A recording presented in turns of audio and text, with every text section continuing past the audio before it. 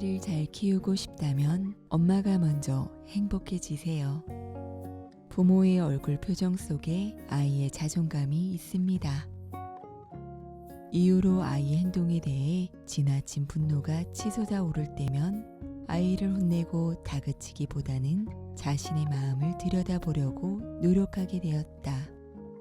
아이를 바라보는 자신의 감정을 살펴보면 아이의 행동이 문제가 아니라 그것을 바라보는 자신의 마음 때문에 고통스럽다는 것을 자각하게 된 것이다. 그래서 자신의 마음을 위로해 주려고 노력했다. 상처받은 어린 시절이 떠오르면 그것을 외면하지 않고 그 시절로 잠시 돌아가 어린 자신에게 위로의 말을 건넨다. 그런 과정을 거치고 나니 아이를 바라보는 마음에도 여유가 생겼다. 안녕하세요. 책의 소리를 담다 책소담입니다. 송지희 작가님의 엄마도 위로가 필요해. 출판사는 RH 코리아입니다. 저자는 교육학을 전공했고 자녀 양육, 부모 교육, 가족 의사소통 전문가로 활동하고 있습니다. KBS 1라디오 교육을 말합시다에서 부모님들의 고민을 상담하기도 했습니다. 엄마도 위로가 필요해. 요즘에는 아빠들도 자녀 교육에 참여하고 있기 때문에 엄마도 아빠도 위로가 필요해 라고 생각하면 더 좋겠습니다. 사랑하는 아들, 딸, 자녀들 때문에 마음고생해보지 않는 부모님들은 없을 것입니다. 자녀들을 보며 잔소리만 늘어가기도 하는데요. 엄마도 아빠도 부모가 처음이라서 도대체 어떻게 해야 하는 거지? 우리가 아이를 잘 키우고 있는 건가? 그런 생각이 들 때도 많습니다. 이 책을 멘토로 삼으면 좋겠습니다. 책 앞표지에 또 뒷표지에도 반복되는 문구가 있습니다. 엄마 마음이 행복해야 아이가 행복하게 자란다. 아이를 잘 키우고 싶다면 엄마가 먼저 행복해지세요. 부모의 얼굴 표정 속에 아이의 자존감이 있습니다. 엄마 아빠에게 이렇게 묻고 있는 것 같습니다. 당신은 행복한 부모입니까? 이 책이 부모님들에게 실마리가 되었으면 좋겠습니다. 이 책이 부모님들에게 작은 위로가 되었으면 좋겠습니다. 이제 책의 소리를 담아 보겠습니다. 구독과 좋아요는 행복입니다. 사춘기, 아이들의 반항이 시작됐다. 어릴 적 부모에게서 들었던 청개구리 이야기를 기억하는가? 청개구리는 엄마 말을 듣지 않고 항상 엄마가 하라는 것에 반대로만 했다. 엄마는 결국 죽으면서 청개구리에게 물가에 묻어달라고 유언을 남겼다. 산에 묻어달라고 하면 물가에 묻을까봐 반대로 유언을 남긴 것이다. 그런데 엄마가 죽자 그제야 정신을 차린 청개구리는 깊은 슬픔에 잠겨 엄마의 유언대로 엄마를 물가에 묻었다. 그래서 그 후 비만 오면 청개구리가 물가에 앉아서 온다는 것이다. 엄마 무덤이 떠내려갈까 걱정이 되어서. 부모들은 왜 청개구리 이야기를 아이들에게 해왔을까? 아이가 바르게 자라기를 원하기 때문일 것이다. 그렇다면 부모의 기준은 항상 옳은지 곰곰이 한번 생각해보자. 부모도 불완전한 인간이고 실수를 하기 마련인데 부모의 말을 무조건 따르라고 강요하는 것이 과연 자녀를 자율적 인간으로 자라게 도와주는 방법인지 자문해 보았으면 좋겠다. 오죽하면 청개구리가 엄마 말을 따르지 않고 반대로만 행동했을까 하고 뒤집어 생각해 보면 어떨까? 부모의 말을 듣지 않을 때 아이를 비판하고 나무라기만 한다면 아이는 자존감이 떨어지고 죄책감을 느끼게 될 것이다. 그 결과 청개구리처럼 평생을 죄책감에 사로잡혀 살게 될 수도 있다. 아이가 부모의 말을 듣지 않고 문제 행동을 할 때 부모가 일방적으로 통제하기에 앞서 아이의 마음을 살필 수 있다면 그 행동의 이유를 알아차리게 될 것이다.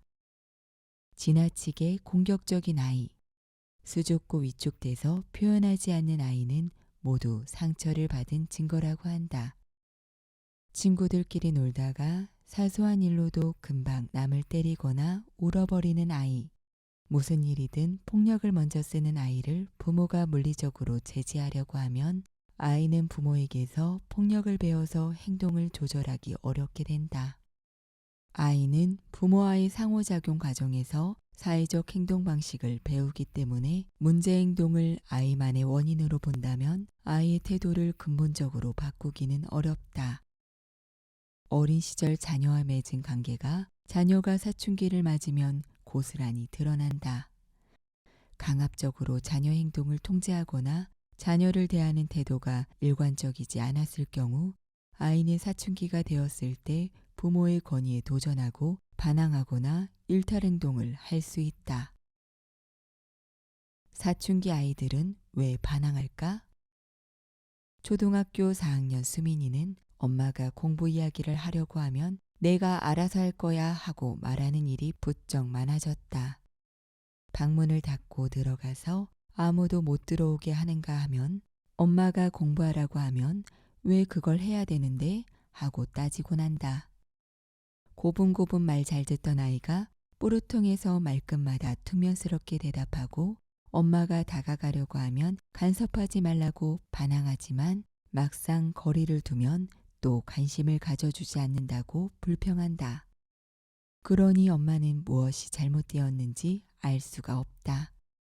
엄마는 아직도 아이인 것만 같은 수민이를 더 챙겨주고 싶고 엄마의 말에 대들지 않고 잘 따라주기를 바라지만 아이와 자꾸 부딪히게 되니 힘들다. 자신이 낳은 자식이 아닌 듯 멀리 느껴지기만 해서 어떻게 해야 할지 당황스럽기만 하다. 우리 아이가 사춘기인 모양이에요. 말을 안 듣고 자기 맘대로 하려고 해요. 가끔 이런 하소연을 하는 부모들이 있다. 그래서 몇 학년이냐고 물어보면 이런 대답이 돌아온다. 우리 아이는 사춘기가 일찍 왔나 봐요. 7살이거든요. 아이가 아직 때가 되지 않았는데 부모에게 지나치게 비판적이거나 충동적인 모습을 보인다면 그것은 부모와 자녀의 관계가 어긋나 있거나 아이의 발달과 기질을 잘 이해하지 못하기 때문이다. 이때는 부모 자신의 자녀 양육 태도를 살펴보고 자녀에게 적절한 부모 역할 및 관계 개선에 힘써야 한다. 사춘기는 2차 성징이 나타나기 시작하는 때를 말한다. 남자아이는 몽정을 하고 어깨가 넓어지며 변성기가 찾아오고 여자아이는 가슴이 부풀고 생리를 시작하며 여성스러운 몸매가 만들어진다. 사춘기 아이들은 몸의 신진대사가 활발해져서 얼굴에 여드름이 돋는다. 이렇게 신체 변화가 오기 시작하면 아이가 사춘기에 진입했다고 보면 된다. 예전 같으면 13세 정도가 돼야 사춘기를 맞이했지만 요즘은 영양 상태가 좋아서 초등학교 고학년이 되면 많은 아이들이 사춘기에 들어선다. 이때가 되면 아이들을 다루기가 정말 힘들어진다. 아이들은 부모나 교사보다 체격이 커져서 교사의 지시에 따르지 않는가 하면 각종 일탈 행동을 하기도 한다. 가정에서는 부모의 통제에서 벗어나려고 하기 때문에 방문을 걸어 잠그고 부모가 자신의 세계에 들어오는 것을 허락하지 않는다. 습관들이 무너지는 시기이기 때문에 이런 자녀를 지켜보는 부모는 마음이 답답하고 우울증을 겪기도 한다. 내 자식으로 받아들이고 싶지 않을 만큼 아이를 이해할 수 없을 때가 있다. 아침에 늦게 일어나는 것, 사소한 말대답 등으로 거의 매일 싸우기도 한다. 착하고 말 잘 듣던 아이가 갑자기 변하는 모습을 보며 때로는 아이가 믿고 원망스럽기까지 하다. 가까이 다가가려고 하면 부모를 거부하고 때론 관심을 가져다 주지 않는다며 투정을 부린다. 관계를 풀려고 노력하면 오히려 더 꼬여버리는 경우가 있는데 사춘기 시기 자녀의 특징을 미리 이해하고 준비하면 자녀가 사춘기를 잘 통과하도록 도와줄 수 있다. 빨라진 사춘기로 당황하는 부모들. 자녀가 더 이상 부모에게 의존하지 않고 필요로 하지 않을 때 부모는 마음의 상처를 입는다. 아이가 휴대전화에 비밀번호 잠금을 해놓으면 배신감을 느끼고 아이가 몰래 야동을 본 것을 알게 된 부모는 아이의 얼굴을 쳐다볼 수 없게 된다. 달라진 자녀의 모습이 당황스러워서 어떻게 대처해야 할지 난감하기만 하다. 사춘기 아이들 중 75%는 무난하게 이 시기를 보낸다. 그리고 25%는 격렬한 사춘기를 보내는데 그 이유는 대부분 부모 때문이라고 한다. 문제가 있는 아이를 보면 대부분 부모에게도 문제가 있다. 먼저 부모 자신의 태도를 점검하고 아이의 성장과 더불어 부모도 변해야 한다. 자녀에 대한 지나친 관심으로 아이에게 뭔가 꼬치꼬치 캐묻고 있지 않은지, 과도하게 간섭하고 명령하지 않는지 자기 자신을 돌아볼 필요가 있다. 아이가 성장함에 따라 부모도 필요한 역할을 인식하고 변화해야 한다. 자녀는 쉼없이 성장하고 발달하는데 부모는 한자리에 머물러 과거의 방식을 답습하고 있다면 자녀의 성장을 돕기 어려울 것이다. 자녀에게 좋은 부모가 되려면 자녀가 현재 어떤 발달 단계에 있는지를 통찰하고 그에 걸맞은 부모 역할을 수행할 수 있어야 한다. 자녀 양육에 대해 방향을 갖고 있지 않으면 아이가 자라면서 보이는 변화에 당황하고 어쩔 줄 모르며 고민이 커져간다. 대처 방법을 몰라서 아이를 더 힘들게 하기도 한다. 부모 자신도 자녀 양육이 힘들어져 무기력해지거나 부모로서의 유능감을 상실하고 절망에 빠지기도 한다.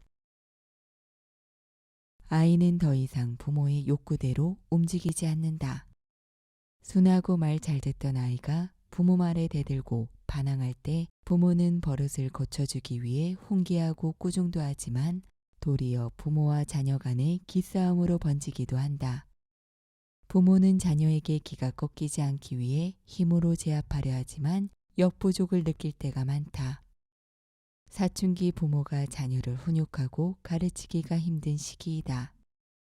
아이가 어릴 때는 부모의 말에 순종하고 따르는 모습을 보이지만 사춘기가 되면 아이 스스로 원하지 않으면 행동이 바뀌지 않는다.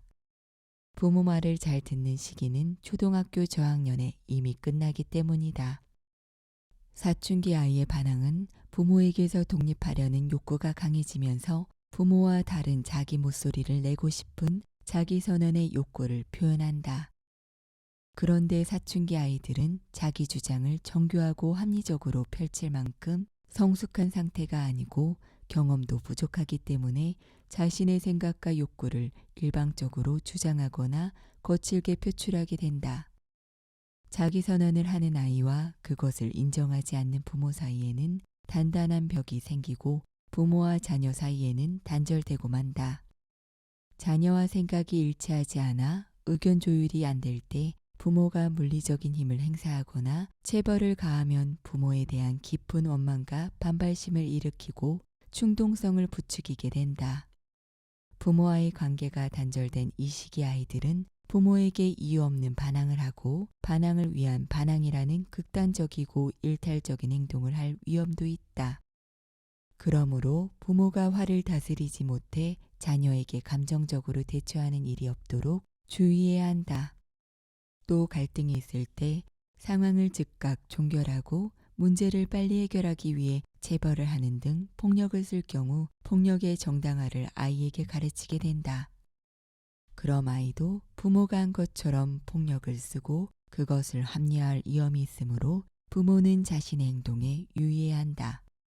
자녀가 부모에게 대들 때는 어디서 배운 버릇이니? 또는 네가 다 큰 줄 알아? 하는 식으로 감정적 대응을 하기보다 부모 자신의 감정을 표현하는 것이 좋다. 엄마 말에 기분이 상한 것 같구나. 그런데 네가 화를 내니까 엄마는 너무 당황스럽다. 이렇게 표현하면 자녀는 부모에게 심하게 반발하지 않는다. 이 시기 아이들은 판단력이나 감정을 조절하는 전두엽이 완전히 성숙되지 않고 감정의 단계도 어른처럼 세분화되어 있지 않기 때문에 성인에 비해 감정 표현이 단순하고 격렬하다. 그러므로 아이의 반항적 태도를 과하게 비판하고 분노하는 것은 자제하자.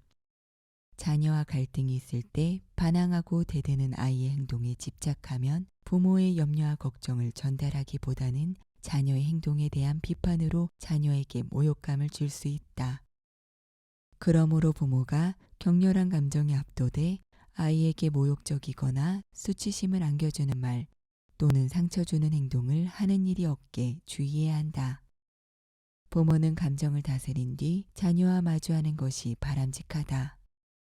화가 난 상태로 자녀와 대응하면 부모 자신의 화를 자녀에게 그대로 전가하고 불필요한 잔소리를 늘어놓게 돼 자녀의 귀를 닫아버리게 할 수 있다. 자신만의 비밀을 간직하려 한다. 아이에게 비밀이 너무 많아요. 예전에는 학교에서 돌아오면 그날 있었던 일을 모두 얘기해서 아이의 생활을 훤히 알 수 있었는데 요새는 휴대전화도 비밀번호로 잠가놓고 뭘 물어봐도 말을 하지 않으니 도무지 어떻게 생활하는지 알 길이 없어요. 사춘기 자녀를 둔 부모들의 공통된 하소연이다. 부모가 휴대전화를 보든지 말든지 크게 신경 쓰지 않던 아이가 어느 날 갑자기 휴대전화를 잠가놓자 엄마는 아이가 잘 때 아이 방에 몰래 들어가 비밀번호를 찾아내려 애쓴 끝에 결국 알아냈다. 그런데 막상 휴대전화 문자 메시지를 열어보니 헐 이라든가 아니 같은 각종 이모티콘 등 별 의미 없는 내용의 문자들만 가득했다고 한다. 보통 부모는 자녀가 휴대전화를 잠금으로 설정해 놓으면 아이가 혹시 무슨 나쁜 행동을 하는 것은 아닌가 걱정하게 된다. 하지만 아이들은 단지 비밀이 있다는 것 자체가 중요할 뿐 막상 안을 들여다보면 특별히 심각한 비밀이 있는 것도 아니다. 아이를 믿고 비밀을 간직하고 싶어하는 아이의 뜻을 존중해 줄 수 있다면 자녀의 행동에 지나치게 촉각을 곤두세우고 걱정할 일도 줄어들 것이다. 자녀의 모든 것을 알고 싶어하는 부모는 자녀가 부모에게서 멀어지고 자신의 마음을 다 터놓지 않으면 답답해하고 조급해져서 무리한 방법으로 자녀를 곁에 두려 할 때가 있다. 하지만 부모의 조급증은 자녀의 마음을 돌리기보다는 부모에게서 더 멀어지게 하는 역효과를 불러온다. 그러므로 부모의 욕구대로 아이를 바꾸려고 시도하기보다는 아이의 변화를 자연스럽게 받아들이고 심리적 거리를 두기 위해 노력해야 한다. 사춘기 자녀에게는 자신만의 공간이 필요하다는 것을 인정하자. 자신이 누구인지 자아 정체감을 형성하는 이 시기는 학교, 성적, 또래 친구, 미래 등 자신과 주변 환경에 민감해져서 고민을 많이 할 때다.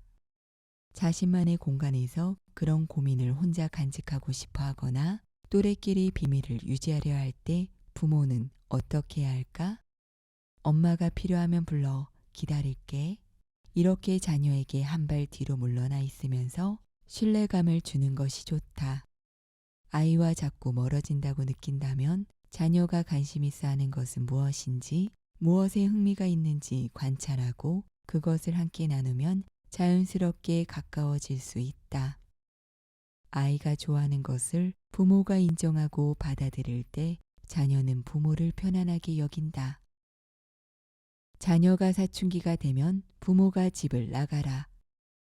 사춘기 아이들은 세상이 온통 자신을 중심으로 움직이고 있다고 느끼며 지나치게 외모에 신경을 쓴다. 뇌의 발달 단계에서 시각을 담당하는 후두엽이 발달하는 시기이므로 폼생폼사가 지상 과제다.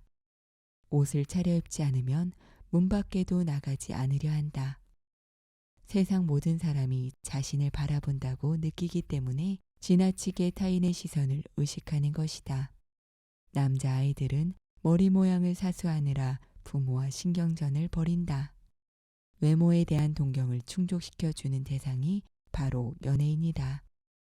이 시기 아이들은 연예인에게 열광하며 그들을 자신과 동일시한다. 부모는 팬클럽 열성 회원이 된 아이들 때문에 속병을 앓는다. 아이들은 충동성이 극에 달해 질풍노도처럼 행동한다. 안 하던 짓을 하고 어른 흉내를 내보는 것은 사춘기의 전형적 특성이다. 찢어진 청바지를 입거나 이상한 옷차림과 머리 모양을 하는 것, 시끄러운 음악을 들으며 친구들과 신나게 어울려 노는 것은 자신의 정체성을 형성하고 있다는 건강한 신호다. 이러한 행동이 다른 시기에 보인다면 이상 행동이지만 사춘기에 일으키는 충동들은 지극히 정상이다. 사춘기 아이를 둔 부모는 자기 자녀가 문제라는 시각에서 벗어나 이 시기 아이들의 특성을 잘 이해하고 사춘기의 터널을 무사히 빠져나가도록 도와주어야 한다. 이제 부모는 물리적인 힘으로 아이를 이길 수 없다. 아이들의 힘은 이미 부모보다 강하다. 그러므로 아이를 존중해주고 아이가 자신을 잘 표현할 수 있도록 수용적인 태도를 보여주어야 한다. 부모는 교통신호등 역할을 하자. 신호등은 불빛 색깔로 신호를 보내 건너가야 하는지 멈춰야 하는지 기다려야 하는지를 알려주어서 교통이 교란되지 않게 체계를 잡아준다. 부모는 아이를 무조건 통제하지 말고 교통신호등처럼 지금의 모습이 어떤지 아이에게 알려줄 수 있어야 한다. 그러려면 부모 자신이 자녀에게서 조금 물러나 객관적으로 바라볼 수 있어야 한다. 어떤 심리학자는 이렇게 말했다. 자녀가 사춘기가 되면 부모가 집을 나가라. 부모의 지나친 간섭과 통제가 아이에게 부정적인 영향을 준다는 의미일 것이다. 이 시기 아이들은 부모보다는 자신과 코드가 맞다고 생각하는 사람을 좋아하고 따르므로 아이가 잘 따르는 멘토 역할을 해줄 사람이 있다면 부모에게 말할 수 없는 비밀을 털어놓고 고민 상담도 할 수 있다. 사촌이나 선배, 이모, 삼촌, 선생님 등 아이가 좋아하는 사람과 교류할 기회를 만들어주면 그들이 부모 대신 상담자로서 역할을 해줄 수 있을 것이다. 이 시기 아이들은 자신이 어떤 사람이 될 것인가에 대해 깊은 관심을 가지기 시작한다. 미래에 대해 막연한 불안을 느끼고 고민하며 나는 누구인가? 왜 공부를 하는가? 왜 사는가? 나는 앞으로 무엇을 할 것인가를 생각하게 된다. 외적으로 나타나는 자신의 모습에도 지나치게 몰두하며 자아 정체감을 확립하고 자신이 누구인지 발견하려고 한다. 끊임없는 질문을 통해 자신에 대한 통찰과 자아상을 찾기 위해 노력하는 것이다. 이때 부모가 자녀에게 긍정적인 말과 미래에 대한 긍정적인 기대, 믿음을 보여주면 아이는 건강한 자아 정체성을 형성한다. 자신에 대해 많은 생각을 하고 경험을 쌓으며 자아 정체감이 확립되면 신체적, 정신적으로 독립할 수 있다. 외국의 청소년들은 이 시기가 되면 부모에게서 독립한다. 하지만 우리 청소년들은 아직 내면의 힘이 부족하다. 이는 청소년의 자연스러운 발달을 돕지 못하고 폐쇄된 환경에서 공부만 강요하는 학교와 가정 탓이 크다. 이 시기에 청소년은 열중, 집중, 몰입할 수 있는 능력을 갖추게 된다. 그래서 꼴찌를 하던 아이가 목표를 정하고 난 뒤 성적이 오르는 경우도 있다. 이 시기 아이에게 고민을 못하도록 억제시키고 공부만 강요하면 정체감에 혼란이 오고 부모나 선생님에게 전적으로 반항함으로써 모든 일을 결정하게 된다. 그리고 이후 대학 가서도 아무 생각 없이 놀게 되고 허탈감과 무기력증에 빠질 수도 있으므로 부모는 아이를 폐쇄적인 환경에 가두어서는 안 된다. 부모의 올바른 가이드가 절실한 시기이다. 책소담. 오늘 낭독은 여기까지입니다. 엄마, 아빠, 부모님들을 응원하며 오늘 낭독을 시작하며 읽어드린 글 다시 한번 읽고 마치겠습니다. 아이를 잘 키우고 싶다면 엄마가 먼저 행복해지세요. 부모의 얼굴 표정 속에 아이의 자존감이 있습니다. 이후로 아이의 행동에 대해 지나친 분노가 치솟아 오를 때면 아이를 혼내고 다그치기보다는 자신의 마음을 들여다보려고 노력하게 되었다. 아이를 바라보는 자신의 감정을 살펴보면 아이의 행동이 문제가 아니라 그것을 바라보는 자신의 마음 때문에 고통스럽다는 것을 자각하게 된 것이다. 그래서 자신의 마음을 위로해 주려고 노력했다. 상처받은 어린 시절이 떠오르면 그것을 외면하지 않고 그 시절로 잠시 돌아가 어린 자신에게 위로의 말을 건넨다. 그런 과정을 거치고 나니 아이를 바라보는 마음에도 여유가 생겼다.